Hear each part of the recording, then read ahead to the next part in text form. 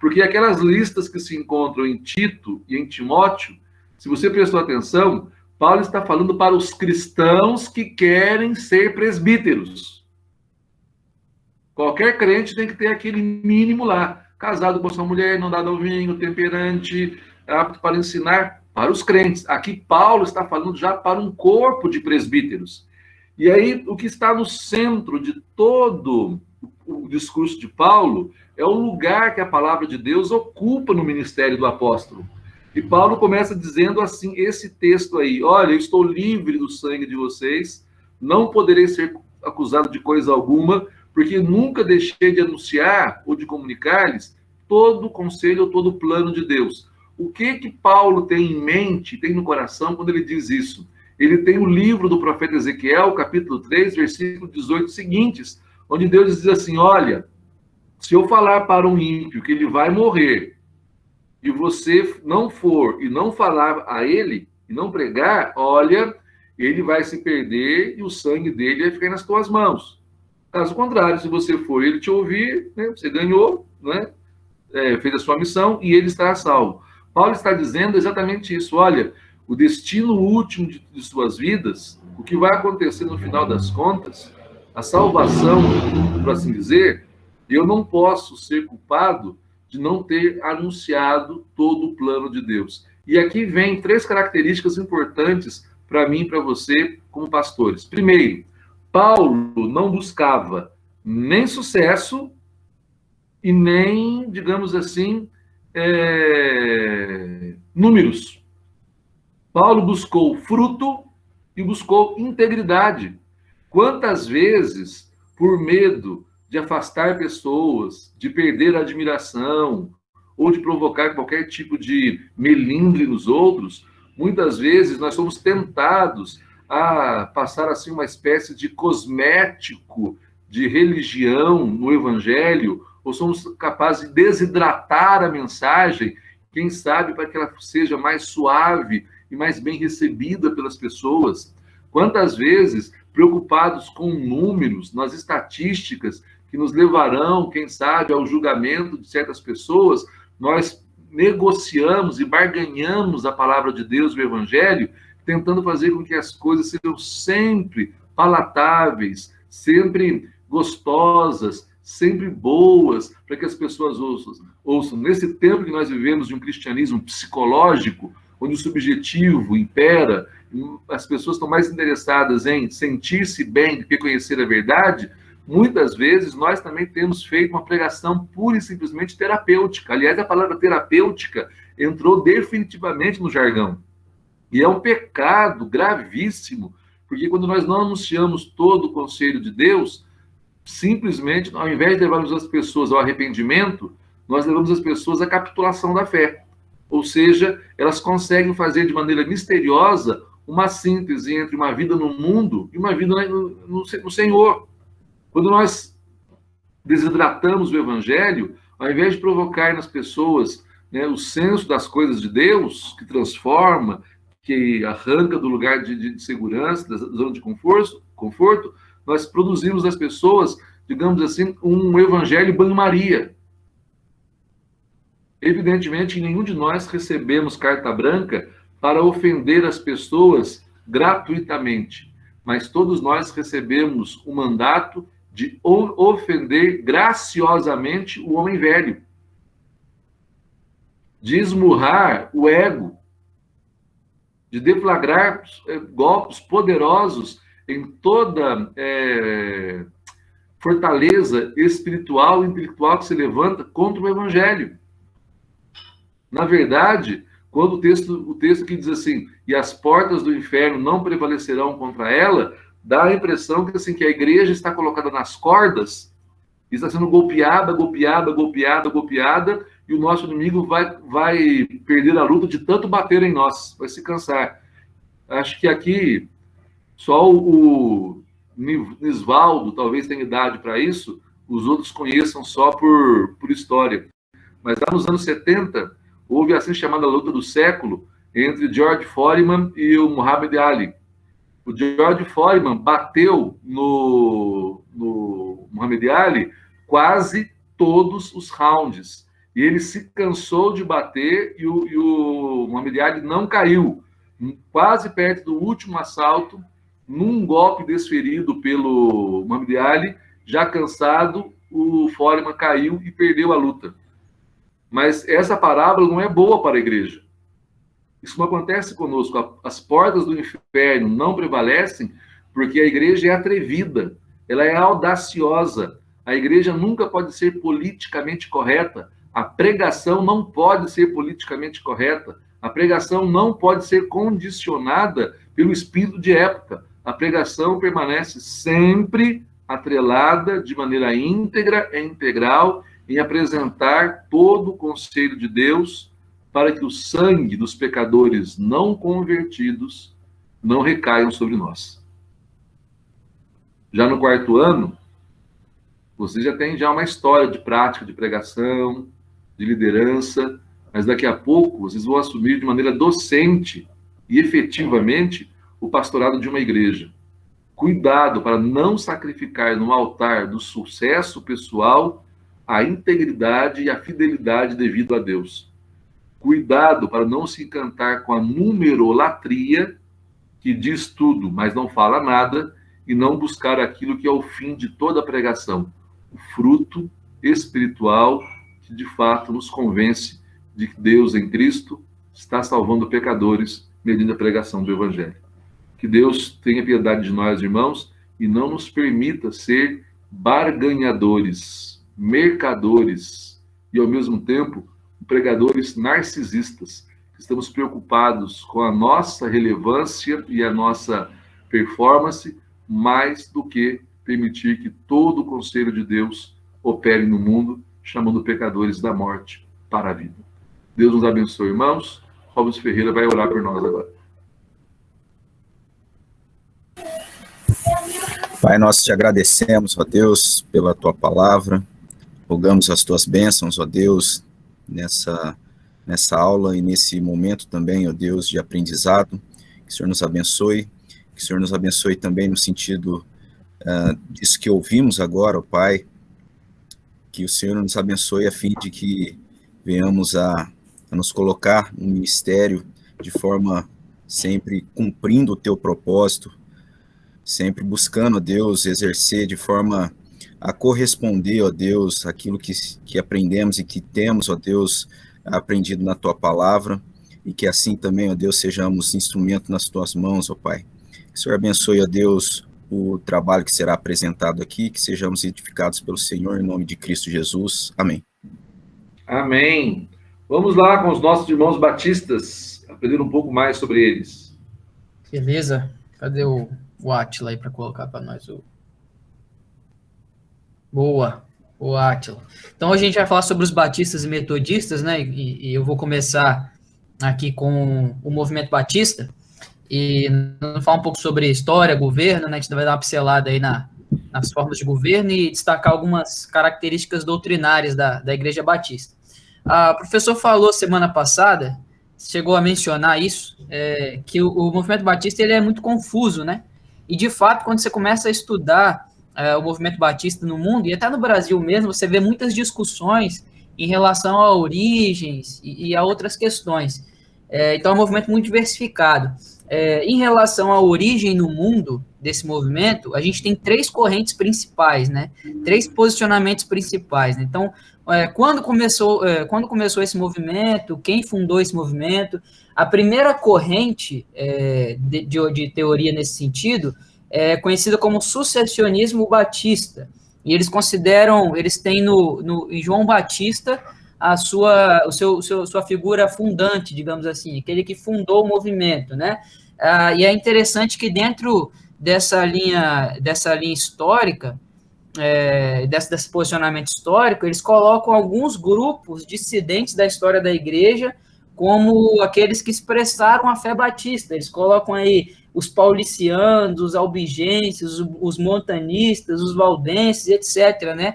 Grupos que são grupos dissidentes na história da igreja, mas que essa corrente entende que tem características de fé batista e que estaria dentro dessa linha de sucessão aí do movimento. Uma coisa que eu queria destacar é que essa teoria ela teve grande influência no Centro de Formações Teológicas Batista, na década de 70 e 90, né? Uma fonte que eu pesquisei aqui, que é da Igreja Batista, escreve sobre isso, ele vai falar isso, que nas décadas de 70 e 80, essa linha do sucessionismo batista teve uma influência muito grande. Então, nós estamos falando de 2 décadas dos seminários batistas, ou seja, de uma geração de pastores sendo formadas dentro dessa linha. E aí eu vou... Pode falar. O mais interessante é que... Quais foram os nomes que você citou aí? Albigenses, paulicianos, montanistas... Paulicianos, de Paulo de Samosata, montanistas de Tertuliano, mais tarde, com Montano, evidentemente, e albigenses. O que os 3 têm em comum? Os 3 têm em comum não a dissidência, os 3 têm em comum heresia. Olha aí. São três heresias, os paulicianos, porque negavam 2 pessoalidades na deidade, quanto mais 3. Os montanistas, porque achavam que o Montano era a própria encarnação do Espírito Santo. Se Jesus é a encarnação de Cristo, né, a encarnação do Filho de Deus, o Montano é a encarnação do Espírito Santo. Daí Tertuliano se converteu a isso e era mais inteligente, disse que não, que a encarnação do Espírito Santo era ele, não o Montano. E os albigenses também são, junto com os cátaros, 2 movimentos na Idade Média Alta, que são... digamos assim, influenciados por várias outras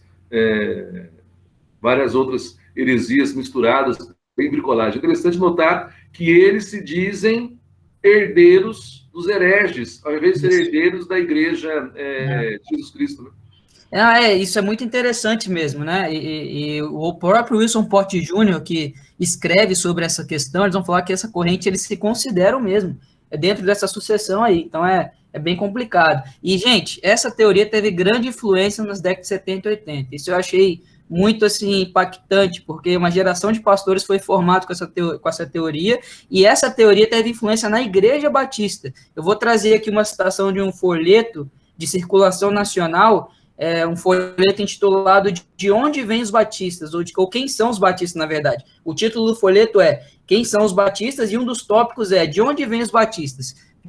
De pro Átila projetar aí pra gente aí.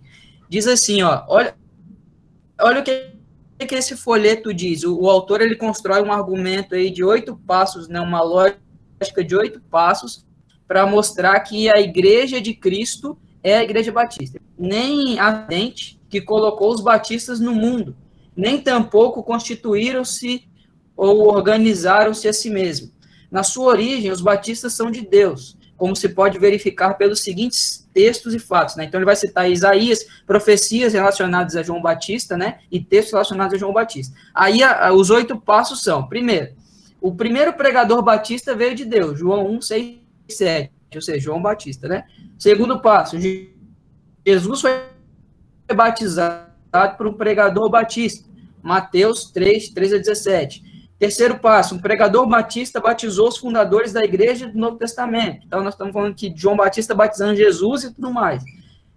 Quarto passo, foi nessa igreja que Jesus instituiu a Santa Ceia. Quinto passo, foi nessa mesma igreja que o Senhor Jesus outorgou a autoridade de pregar o evangelho e administrar os sacramentos. Sexto passo, foi a essa igreja que Jesus deu seu Santo Espírito antes do dia de Pentecostes. Sétimo passo, essa igreja assim afirma que o Espírito Santo de Deus permanecerá para sempre. Oitavo e último passo, Jesus Cristo mesmo organizou essa igreja. E ele vai concluir assim, ora, se Jesus foi batizado por pregador batista e os pregadores da igreja do Novo Testamento também foram batizados por pregadores batistas, não é razoável, lógico e de acordo com as escrituras afirmar que a igreja do Novo Testamento, a igreja de Jesus, foi a igreja batista? Bom, então, esse é um dos argumentos mais estúpidos que eu já ouvi na minha vida, porque ele coloca Jesus como membro da igreja, exato, e não como cabeça da igreja. Ele insere Jesus no corpo como membro, né? Depender do João Batista para Jesus ser quem ele é. Isso remete a duas outras heresias, né? O monarquianismo dinamista e ao adocionismo, que são duas heresias também dos séculos 2 e 3. Não faz nenhum sentido. E quando foi que Jesus passou uma rasteira em João Batista e assumiu o lugar dele? Porque o cabeça começou com João Batista. É verdade. E assim, gente, nós estamos falando aqui, por mais por mais, assim, risível, digamos assim, né, não consegui achar outro termo, mas que seja isso, nós estamos falando de uma coisa que circulou nas igrejas batistas, que formou uma geração de pastores. Inclusive, eu tive a oportunidade de conversar com um pastor batista, da Convenção Batista Nacional, e ele me disse nessa conversa que a igreja presbiteriana saiu da igreja batista, é filha da igreja batista. Na época, eu fiquei assim, pensando, onde ele tirou isso? E eu, depois de pesquisar, eu acho que foi dessa corrente aqui, só faz sentido ser dessa corrente, mas enfim, essa é uma corrente aí que está na igreja batista até hoje, e não é o reverendo Roberto Brasileiro, não, viu? É o pastor Batista. Botaram no chat aí. O sucessionismo batista, então, é uma corrente aí, um posicionamento que tenta explicar a origem do movimento batista no mundo.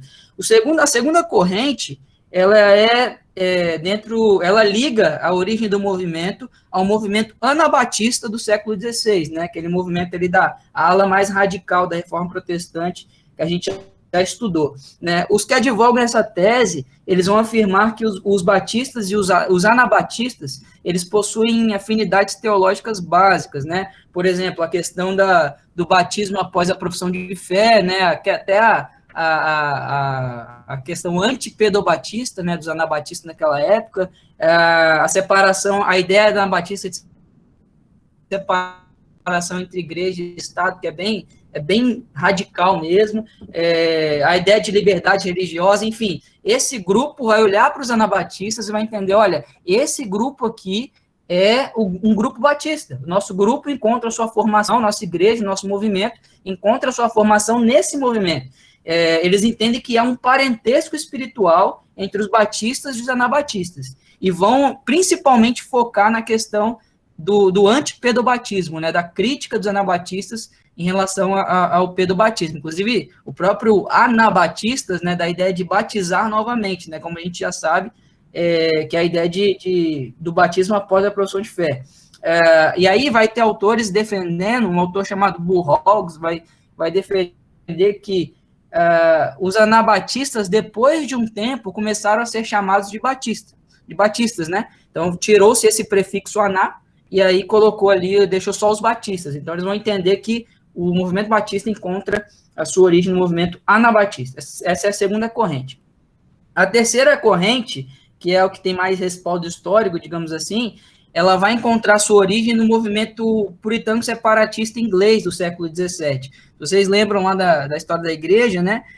Você tem a igreja anglicana ali na Inglaterra, e dentro da igreja anglicana vão surgir movimentos separatistas, e uma ala desse movimento passou a adotar apenas o batismo de adultos como válido, e se posicionou fortemente contra o batismo infantil, o pedobatismo. E ali, dentro desse movimento, você tem menções em documentos a grupos que se reuniam em igrejas que se denominavam batistas. A primeira menção histórica em um documento de um grupo que se denominava batista é um documento de Thomas Helwys, de 1612, titulado Uma Breve Declaração sobre o Mistério da Iniquidade, e ali nesse documento ele vai se referir a um grupo que se reunia na cidade de Spitalfields, na Inglaterra, em 1612, né, a data desse documento. Então, alguns vão colocar o marco inicial do movimento batista em 1612. Outros vão entender que, na verdade, não. Na verdade, o movimento batista ele se inicia na Holanda, com o Thomas Helwys e o John Smith, plantando uma igreja na Holanda entre os anos de 1608 e 1609. Então, parece que tem algum respaldo histórico, né, que nesses anos, nesse período aí de 2 anos, né, havia uma igreja batista nos Países Baixos. Então, alguns vão colocar um marco inicial aí. E outros ainda vão citar o ano de 1641. Mas a grande questão é que aqui, dentro dessa corrente, estão os principais historiadores batistas. Vão dizer que, de fato, se tem uma base histórica, dentro dessa corrente aqui. Uma base histórica confiável, né? E aí vai ter a discussão, o pessoal da segunda corrente aí vai dizer que, mesmo que você admita isso, você não pode separar dos anabatistas, enfim, deixa eles brigando lá. Mas as 3 correntes são essas. Ok, então são essas 3 correntes no mundo.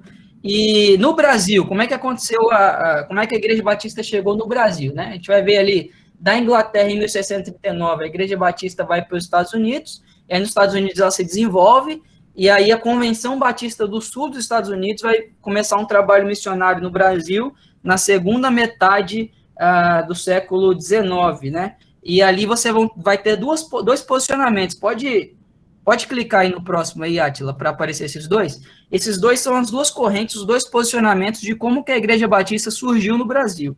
Na verdade, assim, houve uma primeira tentativa em 1859. Júlio, pode falar. Um pulinho aqui. Todos os que se tornaram batistas na Inglaterra e todos que se tornaram batistas, se a gente pode dizer assim, na Holanda, porque são movimentos que é como acontece na Reforma Protestante, né? Zwinglio e Lutero começaram o mesmo movimento, quase que no mesmo tempo, sem nunca terem se conversado ou conhecido.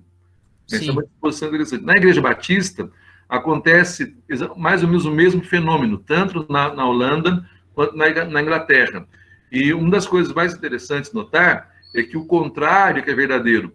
Todos que se tornaram batistas mais tarde, no primeiro momento, estavam dentro do mesmo grupo puritano, tendo dentre eles John Owen, e todos eles eram forte e convictamente calvinistas, de persuasão calvinistas, e eram também de persuasão presbiteriana.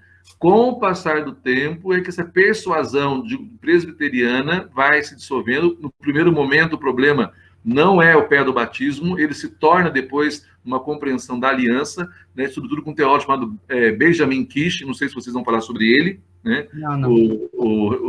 Esse teólogo batista, que se torna batista mais tarde.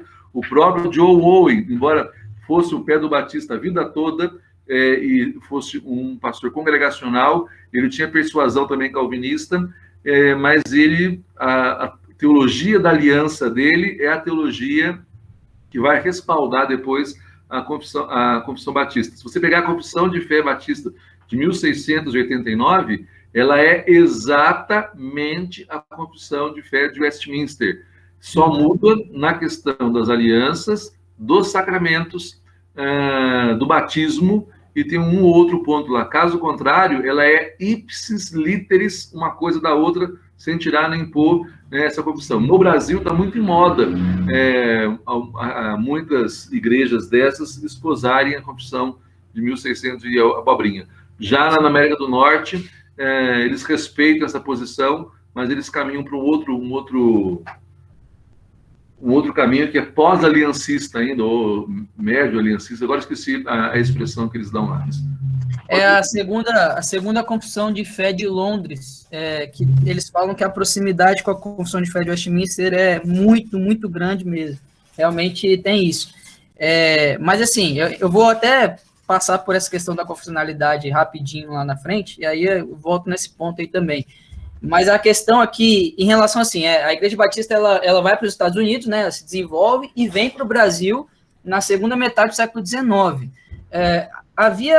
Houve uma primeira tentativa em 1859, mesmo ano que o Simon chegou aqui no Brasil, um missionário chamado Thomas Bowen, mas ele não teve sucesso. Ele foi perseguido na imprensa, a imprensa, um jornal do Rio de Janeiro chamou ele disse que ele estava querendo implementar o movimento anabatista no Brasil, e aí ele também teve problema de saúde. Aí em 1861 ele voltou, e a Igreja Batista ficou meio assim, traumatizada com o trabalho do Brasil, e aí em 1871 foi organizada a primeira Igreja Batista em solo brasileiro, que é aqui na região, né? Igreja Batista de Santa Bárbara do Oeste, 10 de setembro de 1871.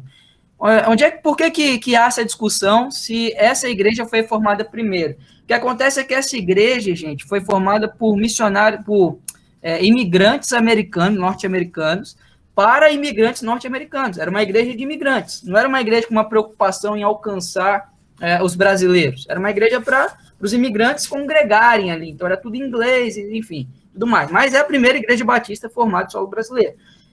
11 anos depois, veio um casal de missionários, um grupo de missionários, e plantaram essa igreja aí na Bahia, que é a primeira igreja batista da Bahia, em Salvador, 15 de outubro de 1882.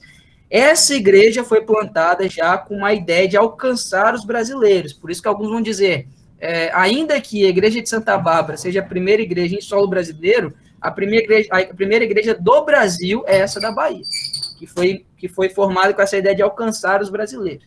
É interessante que, por que tem essa discussão toda, né? Eu estava lendo numa das fontes que eu pesquisei, ele disse que em 2013, 2009, houve uma discussão na Convenção Batista Brasileira, dentro desse aspecto aí. A PIB da Bahia, ela abraçou o G12, né? E aí alguns vão dizer, não, mas a PIB da Bahia não é a primeira igreja batista do Brasil, é lá de Santa Bárbara, justamente para tentar rejeitar essa ideia do G12 aí na PIB de Salvador, aí, PIB da Bahia. Mas você vê que é uma questão que até toca em pontos eclesiológicos, teológicos. Júlio, pode falar, professor. Mas a Convenção Batista Brasileira está esposando a ideia de 1871, porque esse ano eles estão comemorando 150 anos de fundação do Brasil. Olha aí, ó, tá vendo? Tá vendo? Então é uma coisa que toca, é importante, né? É uma discussão importante dentro da Igreja Batista no Brasil. Então você vê que oficialmente, então, o posicionamento é da Igreja de Santa Bárbara, mas é uma discussão que acontece até hoje dentro da Igreja Batista Brasileira. Ok, vamos... Aí, beleza, o Brasil, então, a origem no Brasil é isso aí. E aí, o que acontece? Aconteceram algumas divisões nesse movimento. Primeiro, a convenção é organizada em 1907, né? Nessa época, a Igreja Batista contava aí com cerca de 4.200 membros de 83 igrejas no território nacional. E aí, depois disso, em 1910, surgiu um grupo que fundou a Missão Batista Independente. E, gente, olha só que interessante. A Missão Batista Independente... Oi? Alguém falou alguma coisa aí? A Missão Batista Independente, ela foi fundada por um grupo de batistas brasileiros insatisfeitos com a liderança missionária norte-americana. Isso lembra alguma coisa a vocês? De alguma igreja? IBI. Exatamente isso. É muito parecido, cara, assim, essa discussão que eles tiveram lá entre os batistas também, 1910, mais ou menos na mesma época que a IPI foi fundada também, né, lógico, né, Batista um pouco depois. Depois disso, você teve a criação da Convenção Batista Nacional, em 1977, que foi fruto daquele movimento de renovação espiritual que a gente estudou em História da Igreja Brasileira. A questão da influência pentecostal nas igrejas, a presbiteriana também foi afetada nesse sentido, que aí se criou a IPR também, e aí fundou-se a Convenção Batista Nacional, que é parte desse grupo aí que saiu da CBB. E, recentemente, em 2017, foi formada a Convenção Batista Reformada do Brasil. E aqui é interessante por quê? Porque esse grupo, ele não se entende como um grupo dissidente da CBB. Na matéria de inauguração aí, que falava sobre o surgimento dessa convenção, diz o seguinte: segundo o seu presidente, né, o presidente da CBRB, o Walter Reggiani, a CBRB não foi constituída com o propósito de dividir as demais convenções batistas existentes, mas aglutinar os batistas que professam a fé reformada. Eles vão dizer ainda o seguinte: a CBRB subscreve, aí só para tocar no ponto que o professor trouxe para a gente aí, a CBRB subscreve a Confissão de Fé Batista de 1689, que é aquela que tem proximidade com a de Westminster, e pretende unir em torno das doutrinas da graça pastores e igrejas da fé reformada em todo o Brasil. Então, teoricamente, seria mais um subgrupo dentro da CBB, mas tem presidente, tem uma convenção nomeada, então não sei como é que está funcionando exatamente isso, mas tá aí, os batistas reformados se unindo aí e formando uma convenção. Beleza. Então, em termos de origem, de desenvolvimento histórico, é mais ou menos isso aí, pessoal, de forma bem panorâmica, bem rápida. Forma de governo da Igreja Batista. A forma de governo é congregacional, né? Ou seja, a congregação reunida em assembleia que toma as decisões administrativas da igreja. Então, no nível local, a gente tem a assembleia regular ou extraordinária, que é presidida pelo pastor da igreja, mas tudo acontece em votação. Inclusive, até a recepção de membros acontece por votação. Dentro de um artigo que eu li que explicava sobre isso, ele dizia que um membro, para ser aceito, a igreja precisa votar, dizendo se aceita ou não ele na assembleia. Então, é um governo bem voltado para essa assembleia de membros da igreja. Nível nacional, a gente tem a convenção,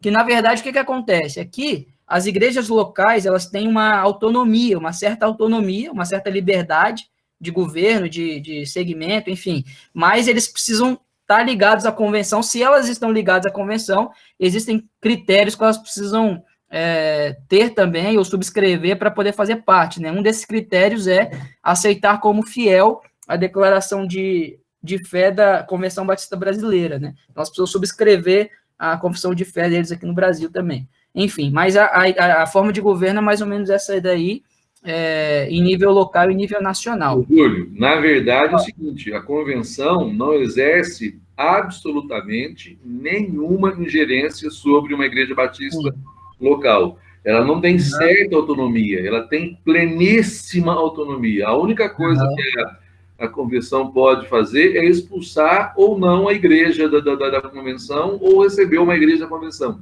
Caso contrário, tudo, disciplina, contratação de pastor e qualquer outra coisa, de qualquer outra eventualidade, passará necessariamente pela Assembleia Local. Ainda que exista, dependendo da igreja, quando eles têm muitas liberdades, algumas igrejas já têm presbíteros, o que eles chamam de presbitério, né, mas é na igreja local, e outras igrejas permanecem só com os diáconos, né, e esse grupo, ele tem assim uma certa autonomia delegada para alguns assuntos que a Assembleia delega e eles têm que prestar contas à Assembleia.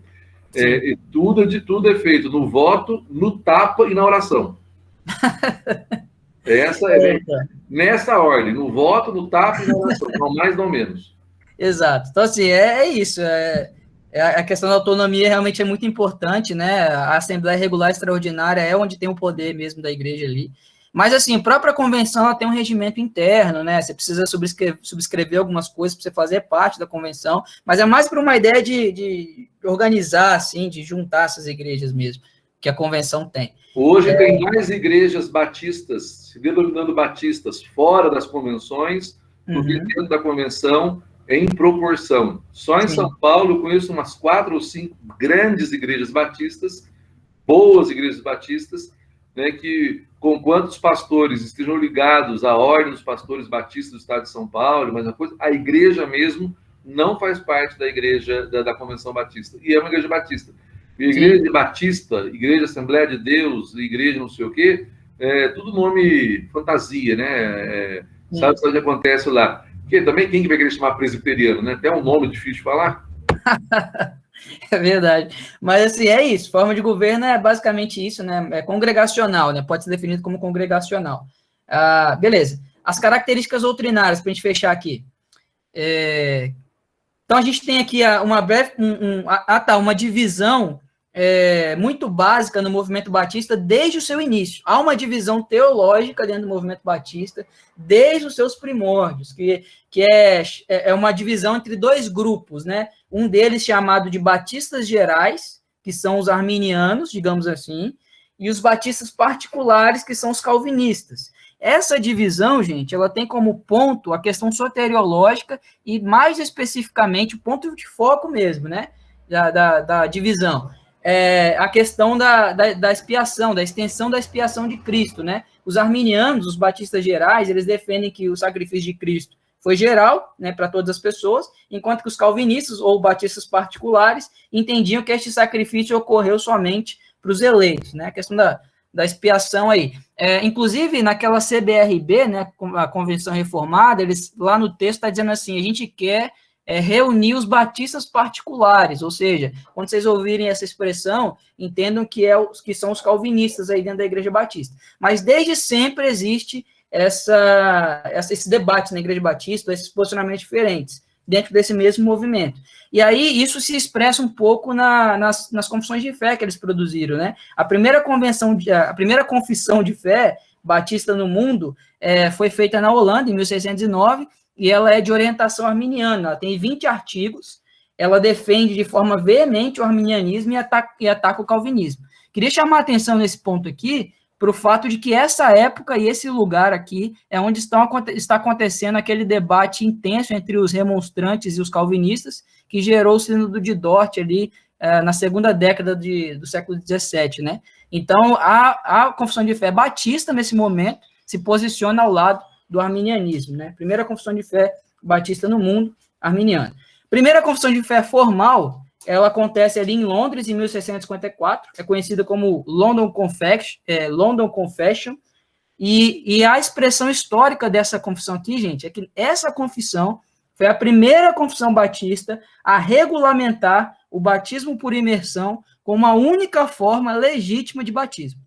O batismo por imersão como única forma legítima aparece nessa confissão aqui de Londres, que é a primeira confissão de fé formal. Isso corrobora o que eu disse anteriormente, que no início os batistas, o pé do batismo não era exatamente um problema, era outro, né? Forma de governo, as alianças. Mais tarde, o pé do batismo se torna um problema para os batistas. Exatamente, que aí em 1644 isso já é expresso, né, num documento importante aí. E aí demora um tempo, né, você vê, demora décadas aí para chegar nesse ponto. E a primeira confissão de fé adotada no Brasil em 1916, né, a convenção é organizada em 1907, em 1916 eles adotam a confissão de fé de New Hampshire, que foi formada ali produzida nos Estados Unidos em 1833, e ela pode ser definida como calvinista moderada, né? A London Confession também é calvinista moderada, e essa também que foi adotada no Brasil, a primeira confissão de fé, também é calvinista moderada, né? Então, essa é um breve panorama histórico aí dessas confissões. E aí, em 1986, nós temos a primeira confissão de fé batista produzida no Brasil, né, por pastores batistas brasileiros, que é a Declaração Doutrinária da Convenção Batista Brasileira, que vale até hoje na CBB. Ela demorou 8 anos para ficar pronta, foi de 1978 a 1986, e aí eu quero destacar alguns pontos aqui que caracterizam aí a doutrina batista hoje no Brasil. Primeiro ponto que eu quero destacar dessa declaração é o ponto 5, onde eles falam sobre salvação. Eles dizem assim: a salvação é outorgada por Deus, pela sua graça, mediante o arrependimento do pecador e da sua fé em Jesus Cristo, como único Salvador e Senhor. A salvação é individual e significa a redenção do homem na inteireza do seu ser, é um dom gratuito que Deus oferece a todos os homens que compreende a regeneração, a justificação, a santificação e a glorificação. E aí, eu queria trazer aqui, no parágrafo seguinte, eles vão falar de regeneração. E aí que eu quero destacar de forma mais enfática aqui. A regeneração, segundo eles, é o ato inicial da salvação em que Deus faz nascer de novo o pecador perdido. Olha esse ponto aí, ó. Nesse ato, o novo crente é batizado no Espírito Santo, é por ele selado para o dia da redenção final e é liberto do castigo eterno dos seus pecados. Há duas condições para o pecador ser regenerado: arrependimento e a fé. Olha aí, eles entendem que a ordo salutis deles é diferente da nossa. A regeneração vem depois da conversão. Primeiro o pecador precisa se converter para aí sim ele ser regenerado. Então há uma diferença doutrinária aí em relação àquilo que a gente também crê e subscreve aí, né? Então a regeneração na ordo salutis deles vem no segundo ponto ali, depois da conversão. Então é um resultado da conversão, depende da conversão pessoal. Sobre a eleição. A eleição, eles vão dizer o seguinte: antes da criação do mundo, Deus, no exercício da sua presciência de todas as coisas, elegeu, chamou, predestinou, justificou e glorificou aqueles que no correr dos tempos aceitariam livremente o dom da salvação. Ainda que baseado na soberania de Deus, essa eleição está em perfeita consonância com o livre-arbítrio de cada um e de todos os homens. A salvação do crente é eterna, os salvos perseveram em Cristo e estão guardados pelo poder de Deus. Nenhuma força ou circunstância tem o poder para separar o crente do amor de Deus em Cristo Jesus. Então, aqui a gente percebe uma posição inclinada para o arminianismo, né? A posição arminiana, digamos assim, né? Da eleição baseada na presciência e sempre respeitando o livre-arbítrio dos homens, né? E aí, essa questão da salvação aí, esse último ponto aí, parece até uma questão refletindo a doutrina da perseverança dos santos, né? Eu notei quando eu li isso daí.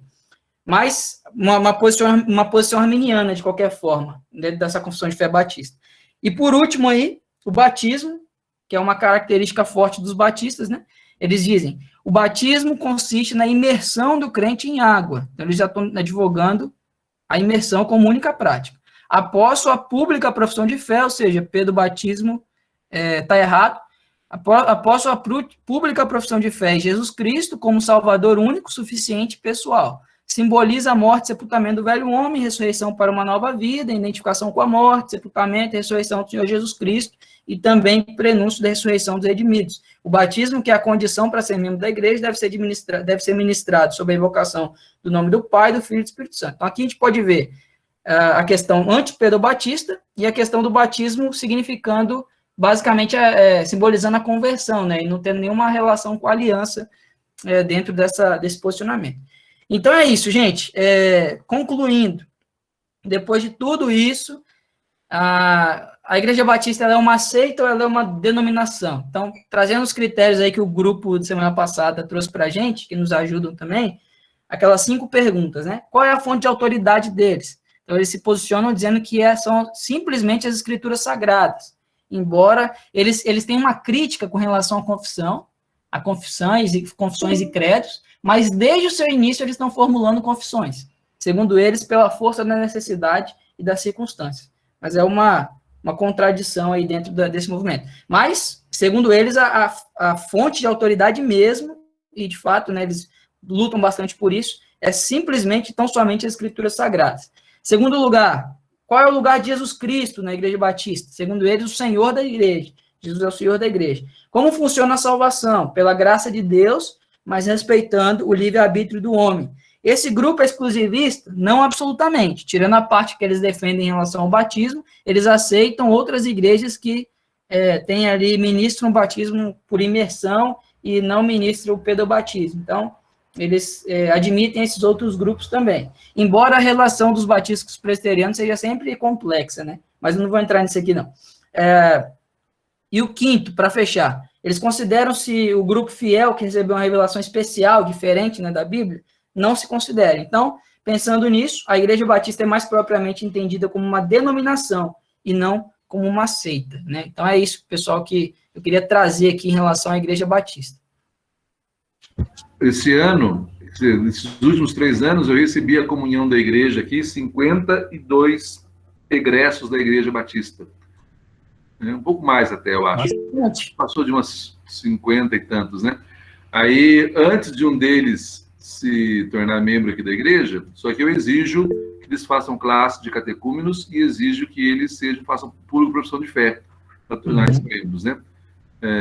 Porque, afinal de contas, as nossas diferenças não são tão poucas assim. E eles prometeram e eles fizeram. Aí, pouco antes, estava na porta, um dos que estava muito resistente, e depois desse dia, ele se tornou um dos mais frequentes aqui, e é membro da igreja. Eu cheguei na escola dominical de manhã, ele estava na porta da igreja, eu cheguei e falei assim, bom dia, primo, como vai? Eu falei, bom, nós podemos ser primos, desde que Deus seja teu tio. É isso. O Paulo quer fazer uma pergunta? Vamos lá, Paulo. Na verdade, eu queria perguntar só se a organização denominacional da Igreja Batista é aquilo que as pessoas têm trazido hoje em dia como denominações consultivas. Tem algumas denominações igual a CRAC, que tem crescido lá nos Estados Unidos, até chegou aqui no Brasil, se é mais ou menos nesse mesmo nível de ser uma denominação consultiva e não talvez prescritiva igual a nossa. Vamos lá, Ju. Cara, eu nunca ouvi falar em relação a isso aí, então eu não sei responder assim, consultiva e prescritiva. Porque a nossa denominação, ela tem uma grande influência sobre a vida da igreja local, né? Tá, ok. Então a gente presta relatórios, tem organização das igrejas locais no presbitério, sínodos, e a da Batista, pelo que você apresentou, não tem nada a ver com isso. Não, seria então, consultiva. Ela parece ser bastante consultiva. A igreja consulta ela em questões doutrinárias só, mas no restante a igreja é independente. Embora, igual eu estou te falando, o regimento interno da Convenção Batista Brasileira, que é a mais antiga, a mais tradicional, no artigo 3º, vai dizer que para fazer parte da convenção, você precisa considerar como fiel a declaração de fé da Convenção Batista Brasileira. Quer dizer, há, de certa forma, um aspecto prescritivo aí, mas não é longe de ser como é a nossa, longe de ser. Bom, aí cabe uma pergunta, e como que a confissão reformada se encaixa aí?